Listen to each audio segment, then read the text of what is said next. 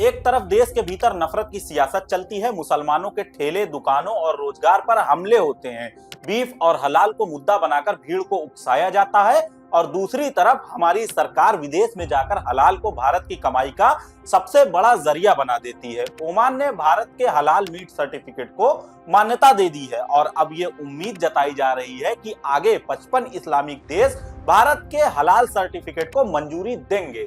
नतीजा ये है कि भारत का जो मीट एक्सपोर्ट आज 40,000 करोड़ रुपए का है, वो आगे चलकर 1 लाख करोड़ तक पहुंच सकता है। सवाल ये है कि अगर हलाल इतना ही गलत है तो फिर सरकार उसे एक्सपोर्ट का चेहरा क्यों बना रही है विदेशों में, और अगर हलाल सही है तो देश के भीतर उसी हलाल के नाम पर नफरत क्यों फैलाई जा रही है। याद कीजिए, उत्तर प्रदेश में हलाल सर्टिफिकेट पर सख्ती की बातें हुई थी। मुख्यमंत्री योगी आदित्यनाथ अक्टूबर के महीने में कह रहे थे कि 1 फूटी कौड़ी नहीं देंगे हलाल के नाम पर। हलाल सर्टिफिकेशन के नाम पर 1 फूटी कौड़ी भी नहीं देनी चाहिए। और उधर बिहार में केंद्रीय गृह मंत्री गिरिराज सिंह सनातनी सलाह दे रहे थे।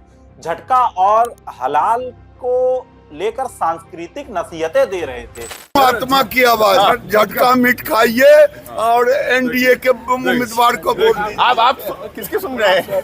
बीफ खाने वाले एनडीए वाले हैं। लेकिन आज की सच्चाई ये है कि भारत के ज्यादातर बड़े मीट एक्सपोर्टर वही हैं जो हिंदू और जैन समुदाय से आते हैं, और अंतर्राष्ट्रीय बाजार में हलाल नियमों के मुताबिक ही मांस तैयार होता है, कलमा पढ़ा जाता है, इस्लामी कानून माने जाते हैं, क्योंकि वहां ग्राहक वही चाहता है। यानी देश में वोट के लिए अलग बयान दिया जाता है और विदेश में मुनाफे के लिए अलग समझौता किया जाता है।